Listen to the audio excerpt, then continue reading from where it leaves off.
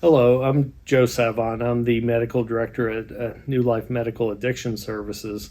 And the purpose of today's discussion is about what it was like to operate a business under COVID conditions, especially emergent, urgent business such as delivering rehabilitation services.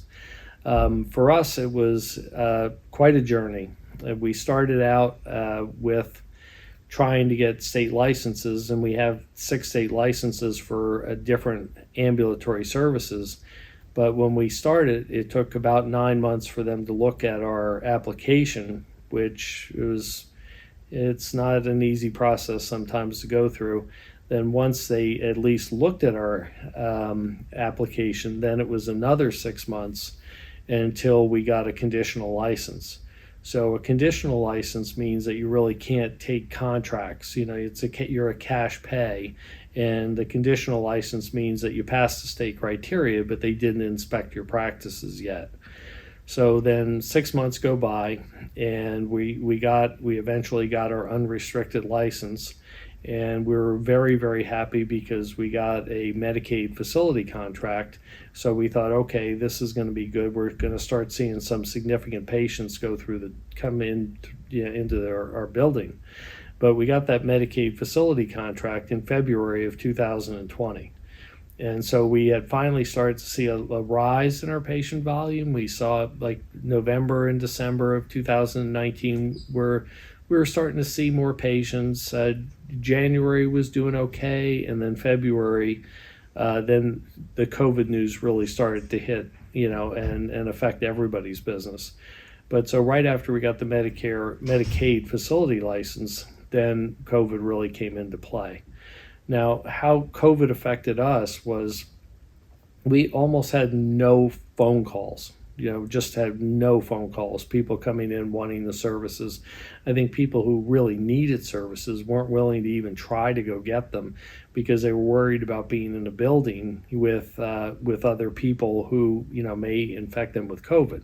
Now we are an emergency facility, so that we can stay open, but there are a lot of rules and regulations that we had to follow. But the first priority was how do we get patients into the building? Now, we had to furlough our employees briefly, but it was only for about 2 weeks, because we wanted to bring people back. And the PPP program really helped us out quite a bit because I thought that was very ingenious to give me money that I had to pay out to employees to keep them working. That was wonderful for us because we had a good team. We didn't want to lose them, but we didn't have patients coming through the door. Now, the practical things that we do, like detox, is one thing that we do here. And when you're doing detox, sometimes there's a number of patients in the building, sometimes there's not. It's very variable. But we had to physically separate the patients, social distancing, and that's hard in the detox. The patients are sick, they're coughing, they're vomiting. It's not a very easy thing to do to keep people separated. So we really, even if we had patients calling, it was very hard for a few months to have patients physically in the building. So we really went to an almost total telehealth model very early on. And that was something that was very beneficial to us because we could do the intakes via telehealth. Detox, almost all the detoxes were inoperable, inpatient or outpatient, in the early days of COVID. So, that was almost a non-existent service. And that was the service that we were really counting on providing. It was part of our business model. But at any rate, that just wasn't going to happen. But the evaluations and the counseling, especially, can be done via telehealth. Now, there's pros and cons about that. I really feel that when we opened this building, we made it a very nice facility, which on our website you can see it looks like somebody's home. And we did this for the patients so that there would be an element of respect that we're giving to the patients. And these are people who haven't experienced a whole lot of respect directed towards them in their lives. So if they walk in the building, I think it means a lot to them that we are providing this service. And I think, you know, bonding with the building is as important as bonding with the individuals working here and the fellow patients. You know, I really feel strongly about that because it becomes a safe space. So everything I just said went right out the window. Now nobody was coming in the building at all. So like we were seldom in the building, and patients were very seldom in the building. So a lot of the things that we were thinking about that we really were strong at were no longer available. However, we were still able to do intakes and see patients, and that number, you know, we were coping with the difficult situation. And then, you know, we got to the point by the summertime where we started to see more people in detox and more people in the building. But then again, like we would have problems with one of our staff members, like at any time, somebody in the building had COVID, and then they were out on quarantine. So that was very disruptive to us operating the business. And but on the other hand, we started to see patients come through.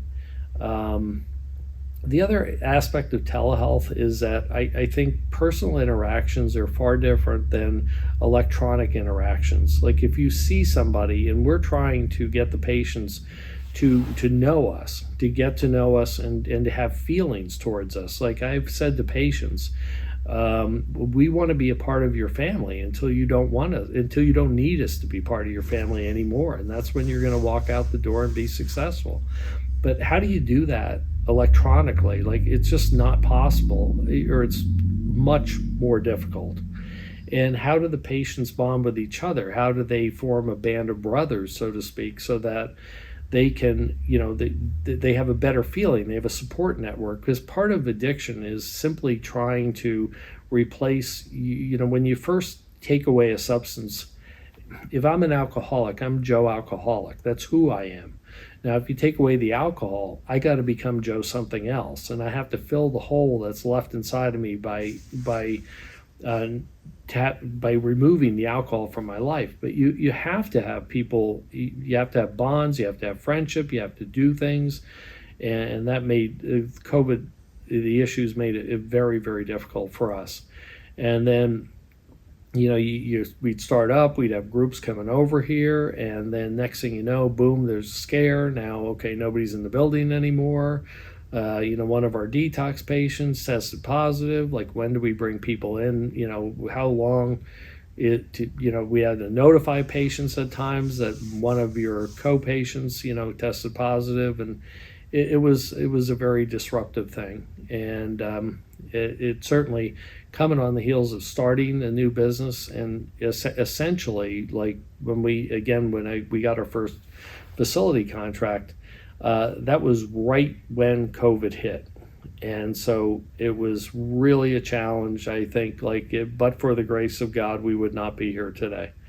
And there were a lot of things that made it happen. But it was a very, very challenging time. Now we're back to the point where we're still doing a lot of telehealth, because a lot of patients really like it. You know, if you have to be someplace for 3 hours, 3 times a week, which is our IOP groups, intensive outpatient groups, but the people like it. But we also we want people in the building too. You know, we want them to be here with us. And so it's pretty normal now. So on a benefit side, you know, making telehealth more approachable and bolstering its use was a good thing to come from COVID. But it was a bad time. And not only was it a bad time from our standpoint, but it was a really bad time from the addicted patient perspective. If you take somebody, an alcoholic, you know, you're telling them you can go to the liquor store and buy vodka, but you can't take a walk in the park. And like, that's unbelievable. You know, some people have a beautiful home, and, you know, being quarantined in their home, like, it may not have been the best thing in the world, but it's not necessarily the worst thing in the world. But if you have a 1-bedroom apartment, you're essentially in prison. So we saw the need for our services skyrocket. Our ability to provide the services were greatly diminished, and then we tried to struggle through. But now we're on the other end of it, and it was, I'm glad we made it.